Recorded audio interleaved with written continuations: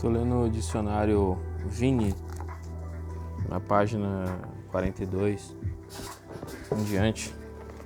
A palavra apegar-se, dabak no hebraico, apegar-se, grudar-se e esconder-se, usado no hebraico moderno no sentido de colar, aderir, dabak, traduz a forma substantival de cola e também as ideias mais abstratas de lealdade, devoção. Ocorrendo pouco mais de 60 vezes no Antigo Testamento hebraico, este termo é encontrado muito cedo no texto em Gênesis 2:24, portanto, deixará o varão o seu pai e a sua mãe, e apegar-se-á à sua mulher, e serão ambos uma só carne. Este uso reflete o significado básico de um objeto pessoa ser unido a outro. Neste sentido, a mão de Eleazar ficou pegada na espada enquanto ele feria os filisteus, 2 Samuel 23:10. O cinto de linho de Jeremias ficou apegado aos seus lombos, símbolo de apego de Israel por Deus, Jeremias 13:11. No tempo da guerra e do sítio, a sede e a fome resultantes levavam a língua a ficar pegada no céu da boca daqueles que tinham sido afligidos. Lamentações 4:4. A declaração literal, a minha alma está pegada ao pó, Salmo 119:25, é melhor compreendida quando consultamos outra versão bíblica. Estou derrotado e caído no chão, BLH. O uso figurativo de dabak, no sentido de lealdade e afeto, está baseado na proximidade física das pessoas envolvidas, como a proximidade de marido e mulher. Gênesis 2:24, o afeto de Siquém por Diná, Gênesis 34:3, ou a permanência de Ruth com Noemi, Ruth 1:14. Amando dabak ao Senhor teu Deus, Deuteronômio 30:20. Apressar-se, marrar, apressar, dar pressa, fazer depressa. Este verbo e vários derivados são comuns no hebraico antigo e moderno. O termo marrar aparece aproximadamente 70 vezes na Bíblia hebraica. Ocorre 2 vezes no primeiro versículo, no qual é encontrado: e Abraão apressou-se em ir ter com Sara à tenda e disse-lhe: amassa depressa 3 medidas de flor de farinha. Gênesis 18:6. A palavra marrar tem uso adverbial quando aparece com outro verbo, como em Gênesis 18:7. O moço se apressou em prepará-la, ou preparou-a com pressa. Apressar-se, marrar, apressar-se. Este verbo, junto com vários derivados, é comum no hebraico antigo e moderno. Ocorre por volta de 70 vezes na Bíblia hebraica. O termo marrar aparece 2 vezes no primeiro versículo em que é encontrado: e Abraão apressou-se em ir ter com Sara à tenda e disse-lhe: amassa depressa 3 medidas de flor de farinha e faze bolos. Gênesis 18:6. A palavra marrar tem uso adverbial quando usado com outro verbo, como em Gênesis 18:7, que se apressou em prepará-la ou preparou-a com pressa. Qualquer que se rende à sedução é comparado pelo sábio a um pássaro que se apressa para a armadilha. Provérbios 7:23. Aproximar, nagash. Aproximar, chegar-se, trazer, encontrado principalmente no hebraico bíblico. Este verbo também é encontrado no garítico antigo. Ocorre 125 vezes no texto hebraico do Antigo Testamento. A palavra nagash é usada pela primeira vez no texto bíblico em Gênesis 18:23, onde diz que Abraão chegou-se a Deus para suplicar que Sodoma fosse poupada. A palavra é empregada para descrever contato comum de pessoa com pessoa, Gênesis 27:22 e 43:19. Às vezes Nagash retrata contato com a finalidade de intercurso sexual, Êxodo 19:15, mas frequentemente é usado para falar dos sacerdotes que se achegam à presença de Deus, Ezequiel 44:13, ou para aludir à aproximação dos sacerdotes ao altar, Êxodo 30:20. Exércitos adversários achegaram-se para batalhar um contra o outro, Juízes 20:23. Objetos inanimados, como as fortes escamas do crocodilo, estão tão próximas umas das outras que nenhum assopro passa entre elas. Jó 41:16. Às vezes a palavra é usada para falar de trazer uma oferta ao altar, oferecer, Malaquias 1:7. Arash. Arar, gravar, trabalhar em metais. Esta palavra aparece no ugarítico antigo, como também no hebraico moderno, onde tem o sentido primário de arar. É encontrado em torno de 50 vezes no Antigo Testamento hebraico, palavra adequada para descrever a natureza agrícola da cultura israelita. Arash é usado para aludir a arar, um campo com animais como os bois, 1 Reis 19:19. A imagem de cortar ou rasgar um campo com um arado foi facilmente emprestada ao uso figurativo da palavra para significar meus tratos feitos por outrem. Os lavradores araram sobre as minhas costas, compridos fizeram seus sulcos. Salmo 129:3. Em Provérbios 3:29, a palavra é empregada para expressar a aradura do mal contra o amigo. Não maquines mal, literalmente, não ares mal contra o teu próximo, pois habita contigo confiadamente. O uso de arash no sentido de trabalhar ou gravar metais não é usado no Antigo Testamento, tanto quanto poderia ter sido usado tivesse Israel se dedicado a tal habilidade como fizeram os seus vizinhos, ou talvez por causa da ordem contra a confecção de imagens, Êxodo 20:4. A palavra é usada em 1 Reis 7:14, e fora seu pai um homem de Tiro que trabalhava em cobre, literalmente em metal. A primeira ocorrência de Arash está em Gênesis 4:22, onde é empregado para se referir a mestre de toda obra de cobre e de ferro. O uso figurativo de gravura é visto claramente na expressão que descreve a extensão do pecado de Israel. O pecado de Judá está escrito com um ponteiro de ferro, com ponta de diamante gravado na tábua do seu coração. Jeremias 17:1. B. Substantivo. Arash, gravador, artífice. Os profetas denunciaram a aptidão destes trabalhadores em metais quando eles fizeram imagens. Isaías 40:20, Oséias 8:6. Uma abordagem mais positiva para a palavra é transmitida em 1 Crônicas 29:5. E ouro para os objetos de ouro, e prata para os de prata, e para toda obra de mãos artífices. Quem, pois, está disposto a encher a sua mão para oferecer hoje voluntariamente ao Senhor? Arca, Aron. Arca, caixão, cofre, baú, caixa. Essa palavra tem cognatos no fenício, aramaico, acadiano e árabe. Ocorre aproximadamente 203 vezes no hebraico bíblico e em todos os períodos. No caso é Iaron, que tem um iod lá que eu não tinha visto. Iaron. Em Gênesis 50:26, esta palavra representa um caixão de sarcófago, como significa a mesma palavra em fenício. E morreu José da idade de 110 anos, e o embalsamaram e o puseram no caixão no Egito. Este caixão era provavelmente bastante elaborado e semelhante aos achados nas antigas tumbas egípcias. Durante o reinado de Joás ou Jeoás, quando o templo estava sendo restaurado, o dinheiro para o trabalho era depositado num baú ou cofre com um buraco na tampa. O sumo sacerdote Jeoiada preparou este baú e o pôs na entrada do templo, 2 Reis 12:9. Na maioria das ocorrências, Iaron se refere à Arca do Concerto.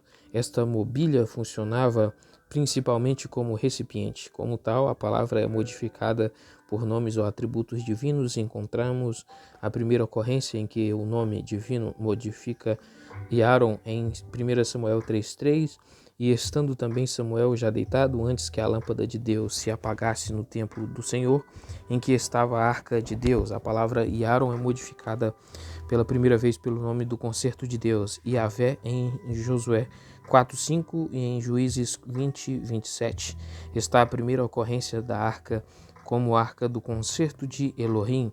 1 Samuel 5:11 usa a frase a arca do Deus Elohim de Israel, e 1 Crônicas 15:12 emprega a arca do Senhor Yahvé, Deus Elohim de Israel. Às vezes os atributos divinos substituem o nome divino. Levanta-te, Senhor, no teu repouso, tu e a arca da tua força. Salmos 132:8. Outro grupo de modificadores concentra-se na redenção divina. Hebreus 8:5. Assim, Iaron é descrita como a arca do concerto. Josué 3:6, ou a arca do concerto do Senhor. Números 10:33. Como tal, a arca continha os memoriais dos grandes atos redentores de Deus, as tábuas nas quais estavam escritos os 10 mandamentos, um homer ou 1,85 litros de maná e a vara de Arão. Nos dias de Salomão, somente as tábuas de pedra estavam na arca. 1 Reis 8:9. Este baú também era chamado de Arca do Testemunho, Êxodos 25:22, e o que indica que as duas tábuas eram evidência da redenção divina. Êxodos 25, do 10 ao 22, nos fala que esta arca era feita de madeira de cetim e media 1,15 por 75 por 75 centímetros. Era chapeada de ouro por dentro e por fora, com uma moldura de ouro ao redor. Em cada um dos seus 4 pés tinha uma argola de ouro no topo, pela qual passavam varas de ouro irremovíveis. A tampa de ouro, ou propiciatório, lugar da expiação propiciatória, tinha as mesmas dimensões do topo da arca. 2 querubins de ouro estavam sobre esta tampa, cada um de frente para o outro, representando a majestade divina. Ezequiel 10, que cerca o Deus vivente. Além de conter os memoriais da redenção divina, a arca representava a presença de Deus. Estar diante dela era como estar na presença de Deus. Números 10:35. Embora sua presença não estivesse limitada à arca. Confira em 1 Samuel 4:3-11 e 7:2-6. A arca deixou de ter esta função sacramental quando Israel começou a considerá-la como caixa mágica com poder sagrado ou paládio. Deus prometeu se encontrar com Moisés na arca, Êxodos 25:22. Assim, a arca funcionava como lugar onde a revelação divina era recebida, Levítico 1:1 e Números 7:89. A arca servia como instrumento pelo qual Deus guiava e defendia Israel durante a peregrinação no deserto, Números 10:11. Finalmente, era nesta arca que o mais alto dos sacramentos de Israel, o sangue da expiação, era apresentado e recebido, Levíticos 16:2. Arrabalde, Migrash,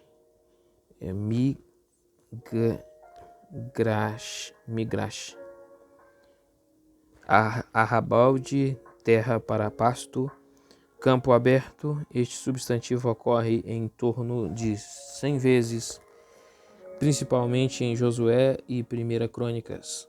Denota a região vaga fora da cidade, ou a terra para pasto pertencente às cidades.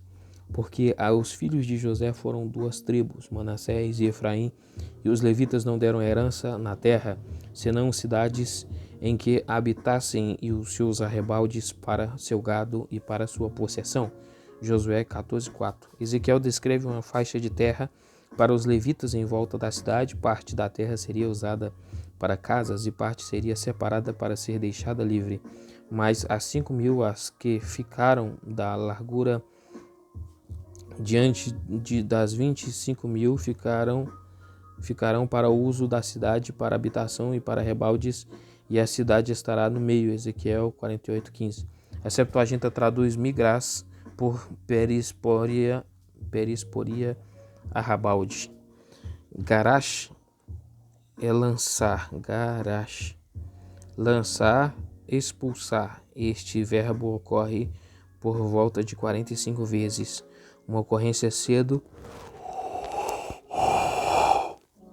no Antigo Testamento se dá em Êxodo 34:11. Eis que eu lançarei de diante de ti os amorreus e os cananeus. A palavra é usada para aludir a uma mulher divorciada, como em Levíticos 21:7, a mulher que é repudiada de seu marido. Arraial, Mahané. Arraial, acampamento, exército. Este substantivo derivado do verbo mará ocorre 214 vezes na Bíblia, a maioria do Pentateuco e dos livros históricos. A palavra é rara na literatura poética e profética. Aqueles que viajavam eram chamados de pessoas acampadas ou bandos, como ocorre em Gênesis 32:8. Naamã e toda sua comitiva pôs-se diante de Eliseu, 2 Reis 5:15. Os viajantes, comerciantes e soldados passavam muito tempo na estrada. Todos eles armavam acampamento para passar a noite. Jacó se acampou à margem do ribeiro de Jaboque com seu bando. Gênesis 32:10. O nome Maanaim, Gênesis 32:2, bandos, deve sua origem à experiência de Jacó com os anjos. Ele chamou o lugar de Maanaim para querer dizer que era o acampamento de Deus. Gênesis 32:2. Pois ele tinha passado a noite no acampamento. Gênesis 32:21. Ara. E lutado com Deus. Gênesis 32:24. Os soldados também estabeleciam arraiais ou acampamentos em volta da cidade a ser conquistada. Ezequiel 4:2. O uso de Mahané varia de acordo com o contexto. Primeiro significa uma nação disposta contra outra. Êxodos 14:20. Segundo, a palavra se refere a uma divisão concernente aos israelitas. Cada uma das tribos tinha um acampamento especial em relação à tenda da congregação, Números 1:52. Terceiro, a palavra acampamento é usada para descrever todo o povo de Israel.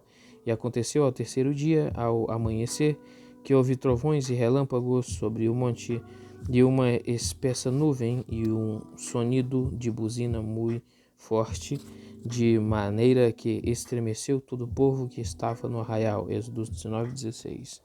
Deus estava presente no acampamento de Israel, porquanto o Senhor, teu Deus, anda no meio do teu arraial, acampamento, para te livrar e entregar os teus inimigos diante de ti, pelo que o teu arraial será santo, para que ele não veja coisa feia em ti e se torne atrás de ti. Deuteronômios 23:14.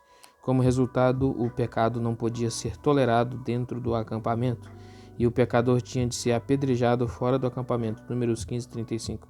A Septuaginta traduziu 193 vezes Mahané pela palavra grega parembole, acampamento, quartel, exército. Compare estas ocorrências do Antigo Testamento com o uso de arraial em Hebreus 13:11. Porque os corpos dos animais cujo sangue é pelo pecado trazido pelo sumo sacerdote para o santuário são queimados fora do arraial. Arrepender-se, Naham. Arrepender-se, consolar. O termo Naham quer dizer arrepender-se em cerca de 40 vezes e consolar em cerca de outras 65 vezes no Antigo Testamento. Os eruditos dão várias opiniões no esforço de determinar o significado de Naham, relacionado à palavra com uma mudança ou disposição do coração, uma mudança de mente, uma mudança de propósito ou uma ênfase na mudança da conduta pessoal. A maioria dos usos do termo no Antigo Testamento está relacionada com o arrependimento de Deus. Então, arrependeu-se o Senhor, no caso Naham, o Senhor, e de haver feito o homem sobre a terra. Gênesis 6:6. Então o Senhor arrependeu-se, mudou de mente, da qual que do mal que dissera que havia de fazer ao seu povo. Êxodo 32:14. Às vezes o Senhor se arrependeu da disciplina que tinha planejado executar em seu povo. Se a tal nação contra a qual falar se converter da sua maldade, também eu me arrependerei do mal que pensava fazer-lhe. Jeremias 18:8. Se ele fizer o mal diante dos meus olhos, não dando ouvidos à minha voz, então me arrependerei do bem que tinha dito lhe faria. Jeremias 18:10. E rasgarei o vosso coração e não as vossas vestes, e convertei-vos ao Senhor vosso Deus, porque ele é misericordioso e compassivo, e tardio em irar-se, e grande em beneficência, e se arrepende do mal. Joel 2:13. Em outras ocasiões o Senhor mudou de mente. Obviamente ele muda quando o homem muda por fazer as escolhas certas, mas ele não pode mudar de atitude em relação ao mal quando o homem permanece em seu curso errado. Assim que Deus muda de ação, ele sempre se mantém fiel à sua retidão. Em algumas situações, Deus se cansou de se arrepender. Jeremias 15:6, sugerindo que pode haver um ponto além do qual ele não tem a escolha senão implementar a disciplina. Um exemplo desta ação está na palavra de Samuel e Saul, dizendo que Deus tirou o reino do primeiro rei de Israel e intentou dá-lo a outro. Samuel declarou: e também aquele que é a força de Israel não mente nem se arrepende, porquanto não é um homem para que se arrependa, mude de mente. 1 Samuel 15:29. Deus mudou de mente e se arrependeu de suas ações por causa da intercessão do homem e do arrependimento de suas más ações. Moisés suplicou a Deus como intercessor de Israel: torna-te da ira do teu furor e arrepende-te deste mal contra o teu povo. Êxodo 32:12. O Senhor o fez quando arrependeu-se, mudou de mente do mal que dissera que havia de fazer ao seu povo. Êxodo 32:14. Como o profeta de Deus pregou para Nínive, e Deus viu as obras deles, como se converteram do seu mau caminho, e Deus se arrependeu do mal que tinha dito lhes faria e não fez. Jonas 3:10. Em tais ocasiões, Deus se arrependeu ou mudou de mente para ocasionar uma mudança de plano. Porém, de novo, Deus permaneceu fiel aos seus absolutos de justiça na sua relação com o homem. Outras passagens se referem a uma mudança ou falta dela na atitude do homem. Quando o homem não se arrepende de sua maldade, ele escolhe a rebelião. Jeremias 8:6. No sentido escatológico, quando Efraim, na qualidade de representante do ramo do norte de Israel, se arrepender, Jeremias 31:19, Deus então terá misericórdia, Jeremias 31:20. O homem também expressa arrependimento a outros homens. Benjamim sofreu grandemente do pecado da imoralidade, Juízes 19:20. E arrependeram-se os filhos de Israel, 11 tribos, acerca de Benjamim, seu irmão, e disseram: cortada é hoje de Israel uma tribo. Juízes 21:6 e Juízes 21:15. O termo Naham também significa consolar. Os refugiados na Babilônia seriam consolados quando os sobreviventes chegassem em Jerusalém. Ezequiel 14:23.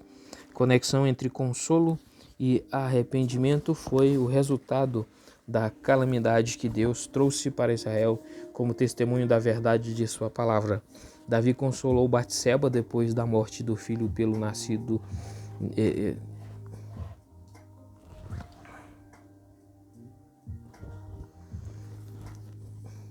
Davi consolou Batseba depois da morte do filho dela, nascido em pecado, 2 Samuel 12:24. Isso indica arrependimento do que tinha acontecido em sua indiscrição. Por outro lado, a palavra foi usada no sentido humano de consolo. Jó perguntou aos seus 3 companheiros: como, pois, me consolais em vão? pois nas vossas respostas só há falsidade. Jó 21:34. Ele quis dizer que a atitude deles parecia cruel e insensível. O salmista se voltou para Deus em busca de consolo. Aumentarás a minha grandeza e de novo me consolarás. Salmo 71:21. Em sentido escatológico, Deus indicou que ele consolaria Jerusalém com a restauração de Israel, como uma mãe consola seu filho. Isaías 66:13. Árvore, yes. Árvore, madeira, tipo vara, talo. Esta palavra tem cognatos no ugarítico, acadiano, fenício, aramaico e árabe. Ocorre por volta de 325 vezes no hebraico bíblico e em todos os períodos. Em sua primeira ocorrência bíblica, yes é usado como substantivo coletivo que descreve todas as árvores que dão fruto. Gênesis 1:11. Em Êxodos 9:25, a palavra significa árvore indiscriminadamente. A saraiva feriu toda a erva do campo e quebrou todas as árvores do campo. Deus proibiu que Israel destruísse os pomares que circundam as cidades sitiadas. Quando sitiares uma cidade por muitos dias, pelejando contra ela para a tomar, não destruirás o seu arvoredo, pois o arvoredo do campo é o mantimento do homem, literalmente porque vós podeis comer dele. Deuteronômio 20:19. Esta palavra significa uma única árvore, como ocorre em Gênesis 2:9, e a árvore da vida no meio do jardim e a árvore da ciência do bem e do mal. A palavra é usada para designar o gênero árvore. Assim, Isaías 41:19 relaciona a oliveira e o olmeiro no meio de uma longa lista de diversas espécies de árvores. O termo yes também quer dizer madeira, no sentido de tipo ou qualidade de madeira. Em Deuteronômio 16:21 lemos: não plantarás nenhum bosque de qualquer tipo de árvores. Esta palavra descreve madeira no sentido de material do qual coisas são construídas, de matéria-prima a ser esculpida, e em artifício de madeira para trabalhar em todo o lavor. Êxodo 31:5. O texto yes também significa grandes pedaços de madeira ou toras. Subi o monte e trazei madeira e edificai a casa. Ageu 1:8.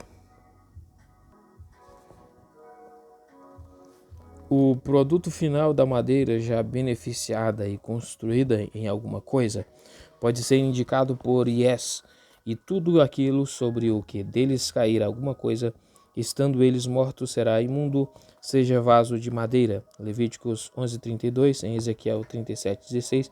Esta palavra significa vara ou pedaço de madeira. Tu, pois, ó filho do homem, toma um pedaço de madeira e escreve nele. A palavra também se refere a porte ou forca. Dentro ainda de 3 dias, Faraó levantará a sua cabeça sobre ti e te pendurará no madeiro, forca ou porte. Gênesis 40:19. A palavra yes significa cana uma vez, porém ela os tinha feito subir ao telhado e os tinha escondido entre as canas do linho que pusera em ordem sobre o telhado. Josué 2:6. Iaiu, árvore grande e frondosa. Esta palavra ocorre 4 vezes e somente em passagens poéticas. Não significa um gênero ou espécie particular de árvore, mas apenas uma árvore grande e frondosa. Porque vos envergonhareis pelos carvalhos, árvores frondosas que cobiçastes. Isaías 1:29, primeira ocorrência bíblica. Ielon, árvore grande. Este substantivo está provavelmente relacionado com Iaiu, árvore grande. O termo Ielon ocorre 10 vezes e somente em relação a lugares de adoração. Bem pode ser que todos estes lugares eram os antigos locais de culto. A palavra não representa um gênero ou espécie particular de árvore, mas como substantivo com o qual está relacionado é apenas uma árvore grande.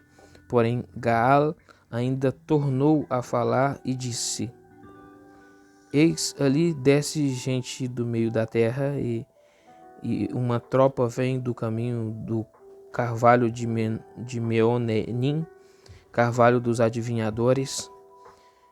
Josué 9:37, Juízes 9:6 fala do carvalho alto, carvalho memorial na Ara, que está perto de Siquém, onde os moradores de Siquém e Bet-Milo proclamaram rei a Abimeleque.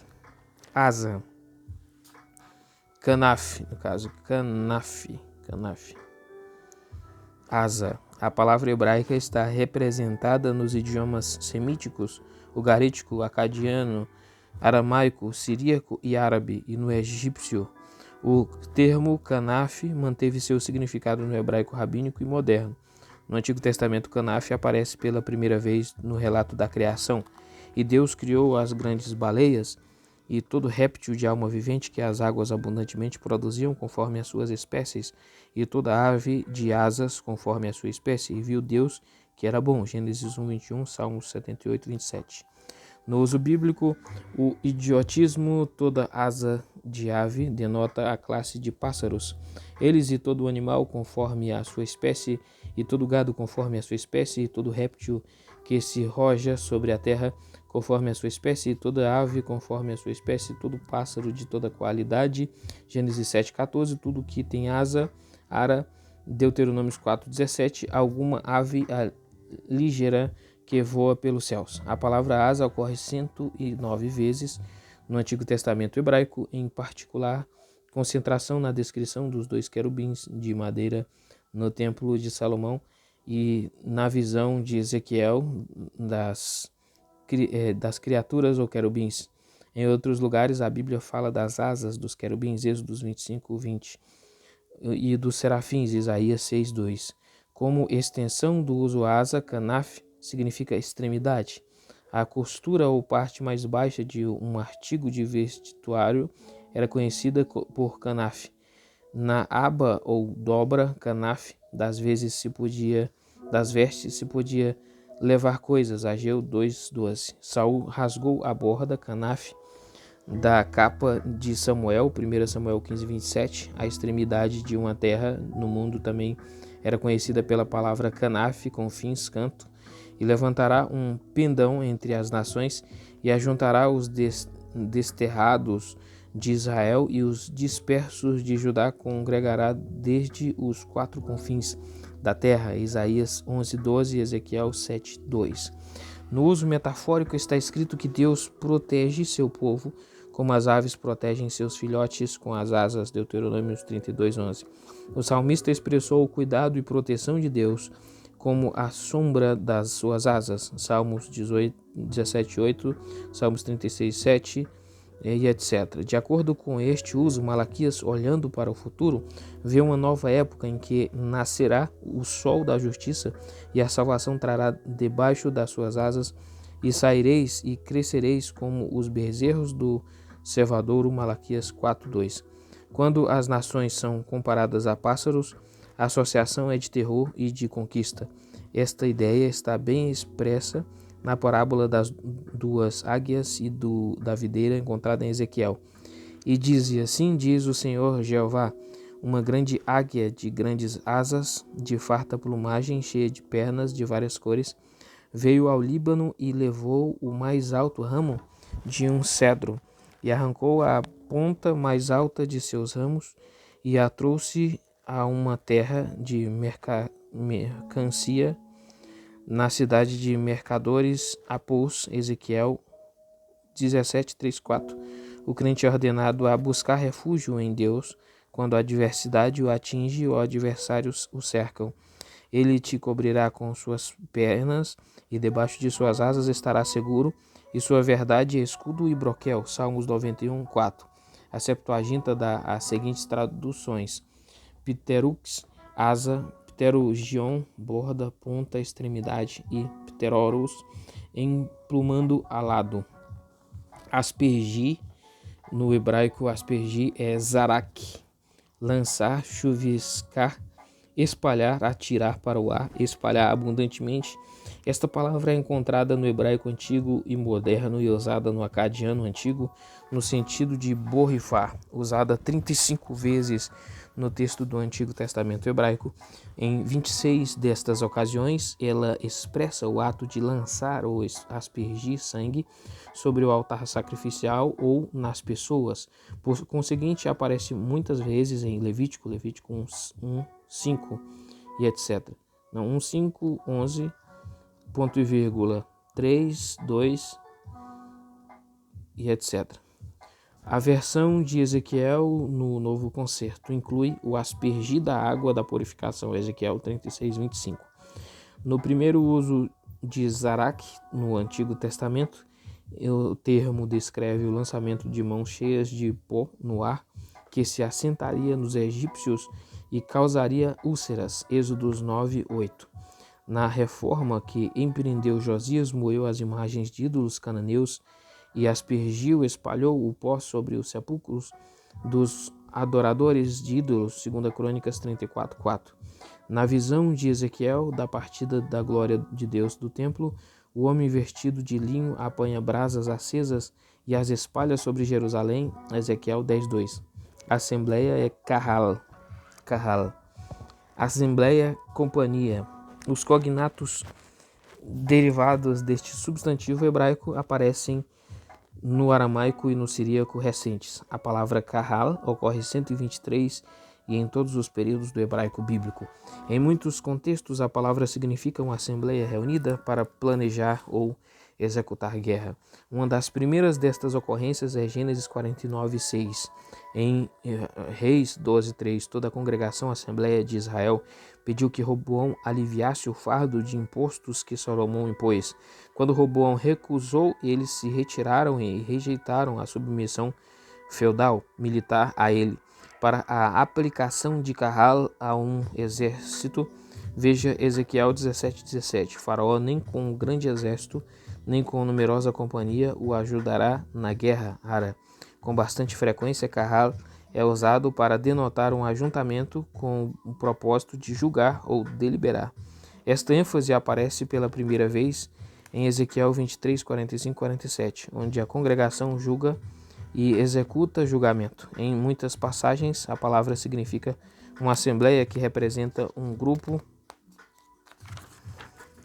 maior. E teve Davi conselho com os capitães dos milhares e dos centos e com todos os príncipes, e disse Davi a toda a congregação de Israel. 1 Crônicas 13, 1.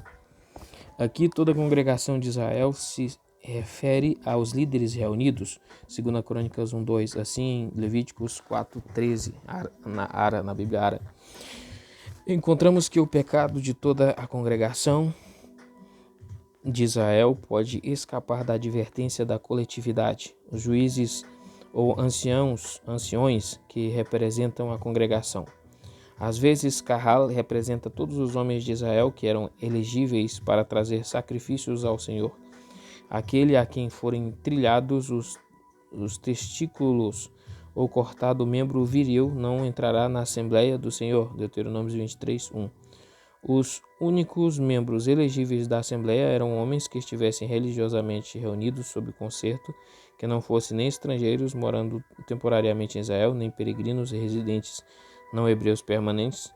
Números 15, 15. Em Números 16, 3, 33, está claro que a congregação era a comunidade que adorava e votava. Números 18, 4. Em outro lugar, a palavra Kahal é usada com o sentido de todas as pessoas de Israel.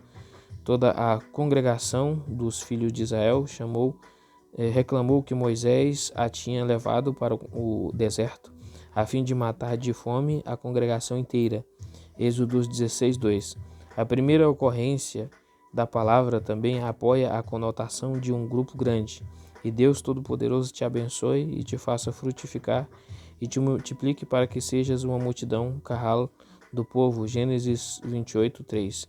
Kahal reunir-se o verbo Kahal que ocorre 39 vezes é derivado do substantivo kahal. Como o substantivo, este verbo aparece em todos os períodos do hebraico bíblico. Significa reunir-se como um kahal para o conflito ou guerra, para propósitos religiosos e para julgamento. Então, congregou Salomão os anciãos kahal de Israel, 1 Reis 8:1. Assustar-se, arat.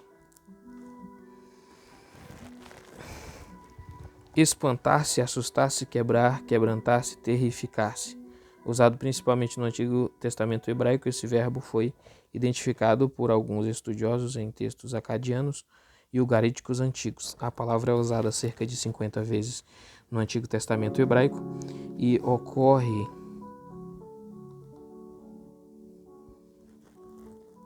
ocorre pela primeira vez em Deuteronômios 1:21, quando Moisés desafiou Israel: não temas e não te assuste.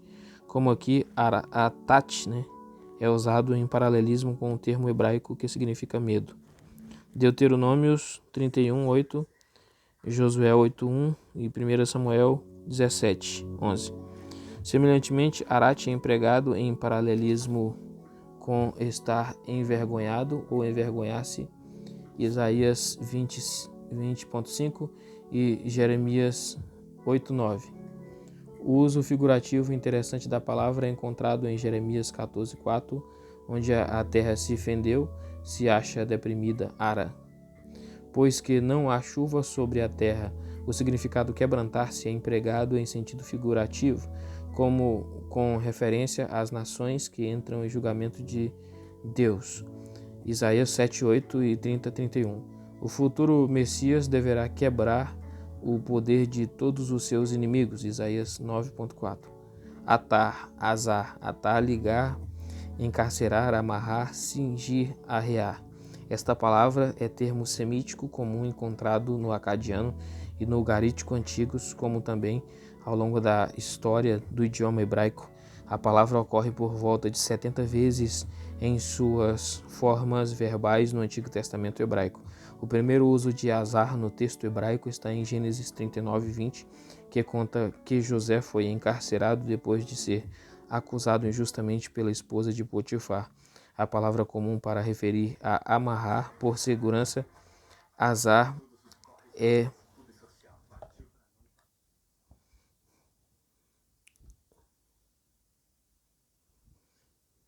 a palavra comum para se referir a amarrar por segurança, azar, é usada para indicar que cavalos e burros estão amarrados ou atados, 2 Reis 7:10. Semelhantemente, os bois são atados a carroças, 1 Samuel 6:7. Com frequência, Iazar, quer dizer, Iazar, eu acho que eu li errado, não é azar, é Iazar. É usado para descrever que os prisioneiros estão amarrados com cordas e grilhões vários.